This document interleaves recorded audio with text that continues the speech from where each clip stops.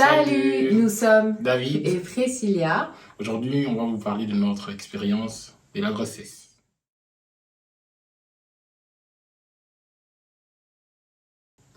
Ça, tu réponds? Ouais. Ou je réponds? Mais oui, je peux quand même dire que déjà, je commençais à trop avoir envie de manger des sushis. C'est vrai. C'est vrai, parce que...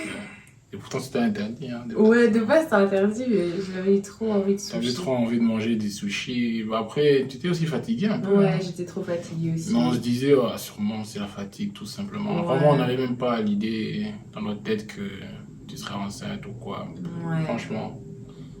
Aucune idée. Genre, aucun doute. rien du tout. Rien du tout. Vraiment rien. Et puis, en fait, c'est surtout le fait que j'ai fait un rêve. Mhm. Et dans ce rêve-là, en fait, je venais d'accoucher. Ok. Et je lui ai dit. Et puis David a dit, ouais, mais imagine que t'es enceinte et tout. Et c'est David qui a dit, ouais, mais alors on va faire un test de grossesse. Et donc, 2 jours après, on a fait le test de grossesse. Au lieu de m'attendre, moi j'étais pas là en plus. Ouais, il était pas là, je l'ai fait toute seule. J'ai fait le test. Et moi, j'étais tellement sûre que ce serait négatif. Que j'ai même laissé le test en fait dans les toilettes et je suis revenue dans mes occupations. Oublié, en fait. J'ai oublié. Et puis j'ai dit, ah mais en fait j'ai fait un test et tout. Et donc quand je suis partie voir, j'ai vu qu'il y avait 2 barres. Deux barres. Non. Et mon monde s'était arrêté. Alors, genre, je sais pas comment vous expliquer, mais l'émotion que j'ai eue d'un coup, j'ai eu en même temps donc la joie, en même temps la peur, en même temps la panique. En fait, c'est comme si le monde s'était arrêté. On se voyait pas parents tout de suite. Quoi. Ouais, voilà. On se disait on allait voyager, profiter de la vie. Profiter de la vie. Mais franchement, on est très contents. Ouais, on va pas se plaindre, on est très contents. C'est vrai qu'au début, moi personnellement, bon, en tant qu'homme, en tant que futur papa, c'est comment on va faire. Parce qu'on a déjà notre façon, on a notre vision en fait pour les enfants. Et en fait, en fonction de ce qui se passe actuellement, on se disait qu'on n'est pas prêt en fait. Mais le Seigneur nous a fait comprendre que en fait, les cadeaux viennent de lui et on n'a pas à se plaindre ou on n'a pas à s'inquiéter en fait de comment ils vont vivre. Le Seigneur est là, il va subvenir à nos besoins et on est tranquille. Le boss est là.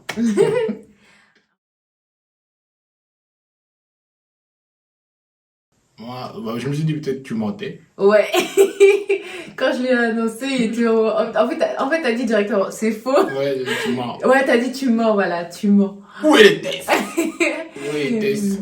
Après, quand j'ai lu, je me suis dit, c'est donc papa quoi? Je suis vraiment père. Ouais. Et je ne suis qu'un enfant. C'est ça, ouais. Je ne suis qu'un enfant. Et en plus, on n'a jamais imaginé, ou je sais pas, ça n'a même pas été dans notre pensée, un jour on va faire un enfant directement, tout ça. C'est Non. ça. Mais vraiment, c'est un cadeau du ciel. Nous, on voulait genre attendre 2-3 ans avant d'avoir des enfants, mais on n'a pas compris. On n'a rien compris parce qu'on ne maîtrise pas. Vous voyez, c'est aussi un point important quand même que nous devons savoir. C'est vrai qu'aujourd'hui, avec le monde moderne, il y a tout ça, pilule, il y a stérilet, tout ça en fait. Mais c'est Dieu qui décide. Hein. C'est vrai. Même malgré tout ça, en fait, ça peut ou ne pas marcher en fait. Malgré les calculs, malgré... Rien du tout. Celui qui détient ta calculatrice, c'est Dieu. En fait, tant que Dieu décide que c'est bon, c'est le moment. En fait. C'est un cadeau en fait. Voilà. C'est un cadeau. Parce qu'il ne faut pas non plus oublier qu'il y a des gens qui cherchent des enfants depuis des dizaines d'années. C'est vrai. Dans la Bible, on a déjà l'exemple de Sarah. C'est pas facile, hein, c'est pas facile du tout. Et il faut rendre grâce à Dieu lorsque vous avez des enfants, peu importe les circonstances. Hein. Parce que je sais que dans notre génération, c'est beaucoup plus hors mariage, malheureusement. Mais bon, faut toujours rendre grâce à Dieu et accepter ces cadeaux-là. Bon. Certes, on dira que c'est une conséquence pour si vous le faites hors mariage, quand vous êtes encore très très jeune. Mais ça reste un cadeau de Dieu, en fait.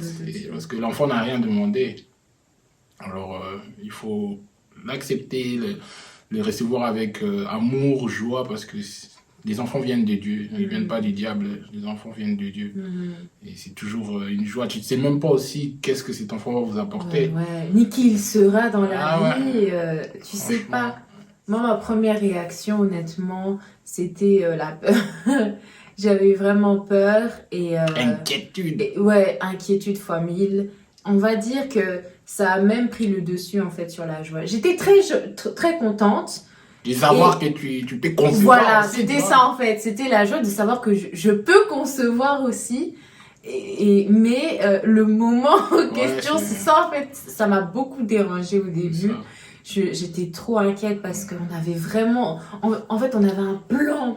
Genre vraiment bien calculé. On a dit, ouais, cette année, ce sera comme ça. L'année prochaine, ce sera comme ça. Jusqu'à cette année. Et en fait, on avait tellement tout bien calculé qu'en fait, on a vécu cet imprévu-là. Et pour moi, ça a vraiment été un coup de massue. Et donc, j'étais vraiment inquiète. J'ai beaucoup pleuré aussi, surtout en début de grossesse. Vraiment... Moi, tranquille. Ouais, David. C'est pas moi qui porte la grossesse. Non, mais je dis ça, je dis rien en même temps parce que c'était pas facile pour nous tous. Parce qu'on a vu quand même ce que ça l'a engendré dans notre vie quotidienne et tout. C'est pas rien, c'est pas rien du tout. C'est pour la vie, hein. Bien sûr. Et même seulement la grossesse, il faut prendre soin, il faut pas manger n'importe quoi. En fait, il y a quand même des restrictions. Voilà. Et c'est pas que c'est 1000 restrictions, mais il y a quand même des restrictions qu'il faut respecter pour éviter les pires, bien sûr. Parce que c'est un cadeau, oui, mais c'est pas parce que c'est un cadeau qu'il faut s'en foutre. Il faut vraiment prendre soin. Surtout quand nous sommes dans un pays où on peut suivre. Alors il faut le faire et il ne faut pas faire les sans-foutistes. C'est vrai.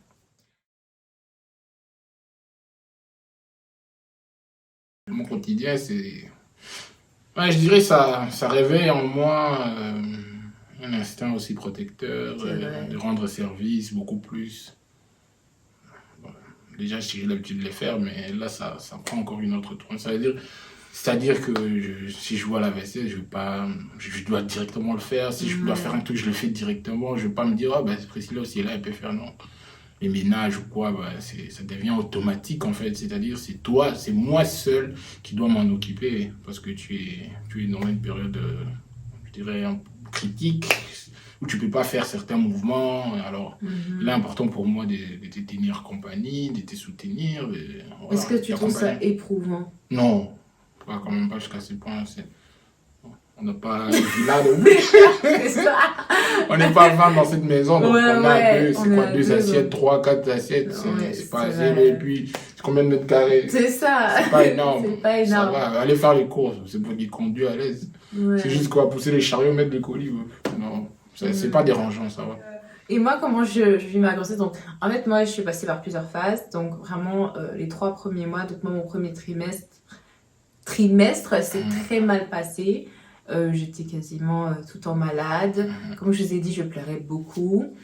Déjà parce que moralement, le fait de voir que nos plans étaient chamboulés, ça m'a beaucoup affectée. Et puis, physiquement, je vomissais, j'avais des nausées tout le temps. Je vomissais très souvent. Je peux pas dire que je vomissais tous les jours, mais très, très, très souvent. J'étais très fatiguée aussi. Surtout à un moment donné, j'avais en même temps les malaises de grossesse et la grippe. Les insomnies. Voilà, il y a aussi les insomnies qui se mélangent. Les insomnies, même ça continue.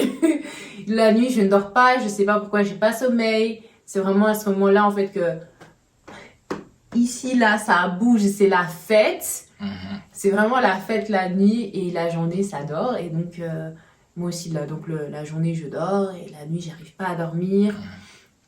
Mais on va dire à partir du 4e mois, les nausées se sont calmées, donc ça allait beaucoup mieux. On va dire vraiment depuis le 4e mois, parce que là je suis à mon 5e mois bientôt.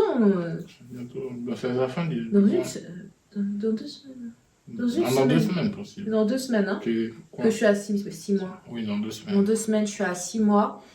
Et vraiment, depuis le 4e mois, vraiment, c'est beaucoup mieux. Mais genre, vraiment, la seule chose qui reste, c'est la fatigue et les insomnies. Et les maux de dos aussi, ça s'est calmé. Hein. Ça s'est calmé, les maux de dos. Je pense aussi c'est... J'ai trouvé la position pour dormir, c'est vrai. J'ai trouvé... Au départ, c'est toujours difficile, mais après, tu t'habitues. Voilà. Et même les maux d'estomac aussi, ça s'est calmé. Donc, on va dire là, c'est surtout la fatigue qui est encore là. Mais franchement, honnêtement, ça va vraiment. Et même moralement, je me sens beaucoup plus en paix, dans la joie. Et j'ai hâte, en fait. Je suis impatiente et tout. Et donc, ça va.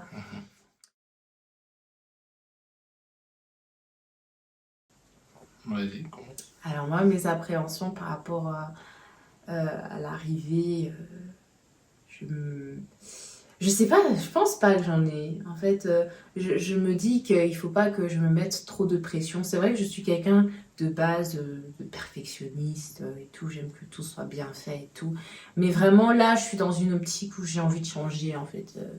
J'ai vraiment envie de changer. J'ai pas envie de me mettre trop la pression. Je me dis, je vais apprendre à mon rythme. Les choses vont se passer à mon rythme. Si je n'y arrive pas, ça peut paraître vraiment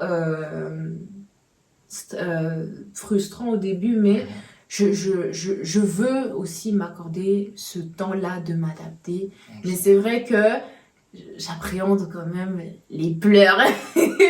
Les pleurs, ça, je me dis, si vraiment les enfants pleurent tout le temps, la nuit, ce sera difficile. Hein. Je pense qu'on est obligé de passer par là. Voilà, c'est ça. Je demande juste à Dieu de me donner la force de ne pas craquer, en fait. Et toi? Non, j'en ai pas. Bon, pour le moment, moi, je suis beaucoup plus préoccupé à faire la chambre des enfants et Ouais, tout. c'est vrai. C'est ça le plus important. Vous savez, chez les hommes, c'est one by one, hein, step by step. Donc, il n'y a pas à commencer déjà à voir les bébés en train de pleurer dans la tête. Je vois déjà, je fais sa chambre, je monte son lit, Tout est prêt. les étagères, et pour moi, c'est bon déjà. Bon, après, pour le reste, on verra. Ouais, on verra.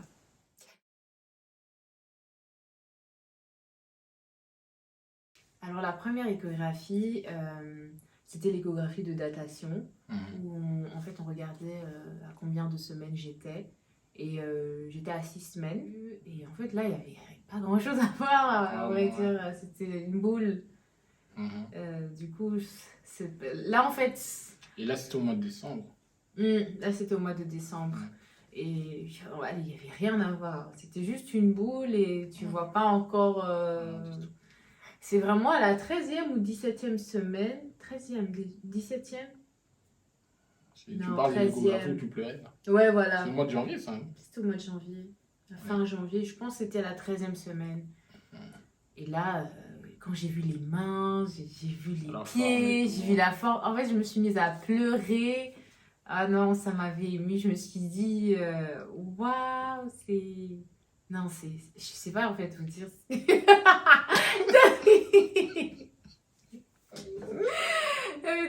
David, lui, vraiment, quand il m'a vu pleurer, il a dit, oh, tu pleures. Pourquoi tu pleures? Non, mais... Bon, je comprends, ça peut être émouvant. Mais bon... Mais toi, ça t'avait fait quoi? Genre, c'était quoi ta réaction? Enfin, comment t'as trouvé? Moi, je t'ai dit, les hommes et les femmes, on n'est pas pareil. Ouais, moi, je vois déjà comment je vais m'en occuper. Toi, tu me parles des émotions. Je sais pas ce qui me dérange, moi. Moi, je suis en train de me dire au fond de moi, bon, elle va aller dans quelle école? Déjà, moi, je suis là. Toi, tu me parles de... Oh, c'est trop chaud. Non, on n'est pas pareil. C'est vrai. Mais quand même... Mais bien sûr, ça fait plaisir. Hein. Tu te dis, hé, papa. Je suis papa. Je suis responsable. Ouais. C'est pas rien. C'est une lourde tâche qu'il faudra vraiment... assumer jusqu'au bout. Vraiment. C'est une grande responsabilité. Sans répit, tout ça. Jour et nuit, papa. Ouais, c'est ça. C'est que t'es pas papa de telle heure à telle heure. Hein. T'es père à vie, quoi. Genre... Jusqu'à ce qu'on vienne la chercher, qu'ils partent. C'est des chouettes expériences. Hein. Pour le moment, je n'ai raté aucune échographie. Ouais, et ça, c'est vraiment bien. Et ça, je trouve vraiment... Parce que je suis ton chauffeur. Et ça, c'est vraiment super bien. Moi, je donne un conseil vraiment aux jeunes parents et tout, les maris, accompagnez vos femmes. C'est un bon moment de partage, vous observez tous les deux. Je trouve vraiment, en tout cas, tant que vous pouvez le faire, faites-le. C'est vrai qu'il y a le boulot des fois, bien sûr. Ça peut être compliqué et tout, mais vraiment essayez un maximum durant toute la grossesse, dans les 9 mois que vous... Enfin, allez, 8 mois, parce que le premier mois, normalement, il n'y a pas d'échographie. Dans les 8 mois et tout, allez-y, allez au moins minimum 3 fois. C'est super important et tout. C'est très bien. Pour les parents qui découvrent, on a notre première grossesse. Voilà. Elle a sa première grossesse. La première grossesse. Non, je dis, mais je mets nous parce que. Oui, on est il faut enceinte supporter. ensemble. Ouais. Donc, du coup, c'est vraiment une première expérience. Et c'est très bien. Ouais, moi, je suis vraiment reconnaissante. J'allais dire que j'ai vraiment aussi un mari aidant. C'est vraiment quelqu'un de présent. C'est quelqu'un qui... En fait, limite, je n'ai rien à demander, je n'ai rien à faire parce que, par exemple, comme je vous ai dit, je suis très fatiguée dans ma grossesse et donc même pour faire le ménage, ça me fatigue, mais à un point et tout. Et j'ai pas affaire à quelqu'un qui, quand il va rentrer, il va dire « Oui, mais la maison, maman, oui, mais la vaisselle, maman. » Genre, pas du tout, c'est pas quelqu'un qui va venir me stresser ou venir...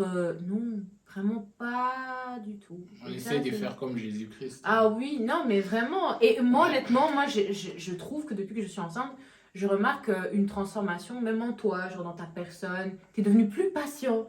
Plus patient qu'avant que je sois enceinte et tout. Donc ça, c'est... Non, c'est vraiment bien. Et non, tu m'as montré une autre facette de toi que je connaissais pas forcément. Et c'est super, genre vraiment. Et... Je prends sur moi. Ouais, il faut prendre sur il soi. prend sur soi, vraiment, sur lui, vraiment. Et... Même l'arrivée des enfants, justement, ça vient bouleverser ouais, les habitudes et c'est tout. vrai. Et c'est important parce qu'il faut que ça change. Ouais. Vous ne pouvez pas être les mêmes parents, enfin, les mêmes personnes quand vous étiez sans enfants. Et que lorsque vous avez des enfants, il faut qu'il y ait quelque chose qui change. Ouais. Parce que c'est une nouvelle vie, c'est des obligations qui vont arriver. Donc il faut changer en même temps, en fait, avec la grossesse. Parce que sinon, ça sera un changement brusque et c'est pas très bien. Il faut être enseigné aussi. Parce que peut-être les gens disent que oh, c'est normal. Ouais. On doit quand même apprendre à acquérir des enfants. C'est très, très important. Il faut vraiment s'attarder à l'aspect spirituel quand vous accueillez un enfant. Ah ouais. Ne soyez pas ce mot-là, oui, les vêtements, Ouais, la chambre, baby shower. J'aime pas trop ces trucs, je suis désolée. David, il aime pas. Et il disait déjà, je sens que tu vas pas faire des baby showers et tout. Mais en fait, au vu aussi de comment le Seigneur nous a parlé par rapport à cette grossesse, je devais me cacher. À vrai dire, il n'y a personne qui est au courant que je suis enceinte. À part les parents, les pasteurs, les parrains et tout. Mais il n'y a pas beaucoup de gens qui sont au courant que je suis enceinte.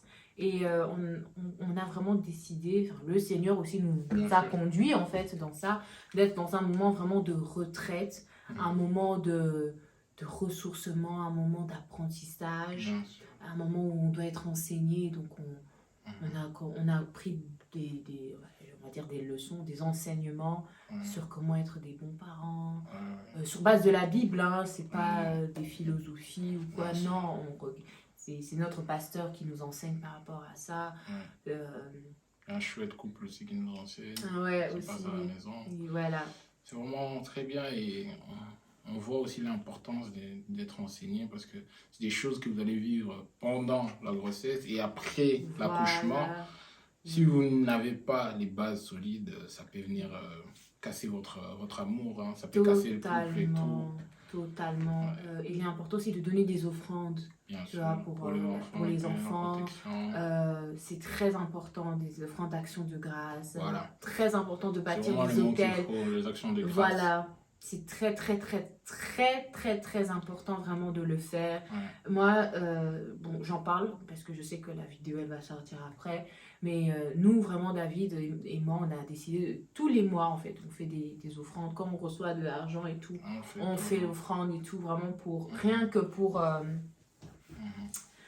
la grossesse, pour les enfants et tout. Et puis, il est important de demander aussi à Dieu la destinée des enfants qu'il vous donne. Genre, surtout ça, c'est très important. C'est hyper important. Pour ne pas être des briseurs de rêves, des casseurs de destinée de vos enfants, mais demandez vraiment à l'Éternel sa direction. Vous dites, mais Seigneur, tu m'as donné ce garçon, tu m'as donné cette fille, mais pourquoi quelle est sa destinée? Ça se trouve que tu es enceinte d'un futur président. Exact. Ah oui, d'un homme influent. D'un homme influent, d'une femme influente. Voilà, tu vois. On sait jamais. Et tu sais pas, et donc il faut aussi penser à cet aspect-là. Et c'est comme ça qu'il faut vraiment être dans la présence de Dieu. Éviter cette surexposition-là, qui n'est pas forcément nécessaire. Ça peut être cool, mignon et tout, mais faut arrêter un peu d'être dans le sentimentalisme, Ouais. le sentimental. Ouais. Et Parce que ce qui en découle généralement, c'est pas très voilà, sentimental. voilà. C'est moche à voir quand ton enfant commence à tomber malade pour rien. C'est un fait, C'est ça, hein. là. C'est pas tout le monde qui est content que tu sois enceinte. Voilà. C'est pas tout le monde qui est content que vous soyez parents. C'est plein de choses. Il y a beaucoup de réalités spirituelles, donc il faut Faut vraiment tenir compte de ça. très Vraiment, important. faut tenir compte de ça parce que bon, sur le plan spirituel, tellement qu'on ne voit pas, l'œil humain ne voit pas, bah, on a toujours l'habitude de dire ouais, mais ils ont fait toujours trop, mais ok. Mais vraiment, quand vous apprenez à prier comme il faut et vraiment demander la volonté de Dieu, et Dieu se manifestera dans votre famille, dans votre vie, et il va vous guider. Il va vraiment vous guider. Parce que le but ici, c'est pas faire les choses selon soi-même, mais selon ce que Dieu veut que nous puissions faire. Exactement.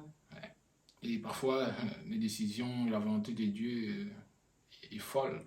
Devant les gens, en fait, aux yeux des hommes, c'est une folie. Mais c'est nécessaire. C'est nécessaire. En tout cas, on est très content de partager notre petite expérience avec vous. Ouais. Vraiment, on espère que ça va vous fortifier pour ceux qui passent par cette période aussi, en ce moment, et pour ceux qui aspirent à la maternité, au mariage. On vous souhaite vraiment le bonheur, et que Dieu vraiment soit dans votre maison, dans vos cœurs, et que tout se passe bien pour vous. C'est le plus important, c'est d'avoir Jésus-Christ dans votre vie. Vraiment. Pour ceux qui cherchent des enfants, c'est d'abord Jésus-Christ, parce que Oui. Dieu, il voit aussi les désirs de nos cœurs. Si en toi, il voit le fait que l'enfant serait ton sésame, l'enfant serait ta gloire, non. Dieu veut qu'on se réjouisse d'abord en lui. Donc le plus important, c'est d'abord Jésus, et puis après, le reste, il nous donne en plus, comme il dit dans sa parole. Cherchez Premièrement le royaume des cieux, et les restes vous sera donné en plus. Mais pour que le reste te soit donné en plus, il faut d'abord chercher le Seigneur. Voilà, c'est comme avec Josué 1:8 aussi. Lisez cette parole tous les jours, méditez la jour et nuit afin que vous réussissiez dans tout ce que vous entreprenez. On veut seulement réussir, mais on veut pas lire la parole. Mais on veut pas lire la parole. C'est ça en fait qu'on oublie. C'est aussi, oui, je veux réussir dans tout ce que j'entreprends, mais pour réussir, il faut lire. Il faut lire. Méditer jour et nuit, on t'a dit. Ouais. Jour et nuit, donc c'est tous les jours, c'est pas aujourd'hui je médite, pas demain je médite pas. Ouais. Je dis ça, nous tous on est comme ça. Je Ouais, suis pas en train de pointer qui que ce soit les doigts pour dire oh non, moi je médite tous les jours, matin, midi, soir. Non, je dis pas ça, mais je sais pas. On se fortifie mutuellement. De la même manière qu'on est en train de parler, on est en train aussi de se fortifier premièrement aussi. Ouais, parce que quand Dieu passe par toi pour enseigner ou pour donner un conseil, il t'enseigne aussi toi-même. Ouais. Pensez pas que la personne qui enseigne, elle est parfaite, ou la personne qui enseigne connaît tout, maîtrise tout est parfait dans sa vie. Non. Que voilà, Dieu peut faire passer un message, mais c'est pour tout le monde. Pour tout le monde. Bah, on espère vraiment que cette vidéo vous a plu et que vous avez pu tirer quelque chose de bien dans cette vidéo, et que Dieu vous bénisse abondamment, et n'hésitez pas à partager cette vidéo pour les jeunes parents, pour les personnes qui aspirent à la maternité. Hein. Donc, aussi. On espère que cette vidéo vous aura plu. Soyez bénis. Ciao, ciao. Ciao.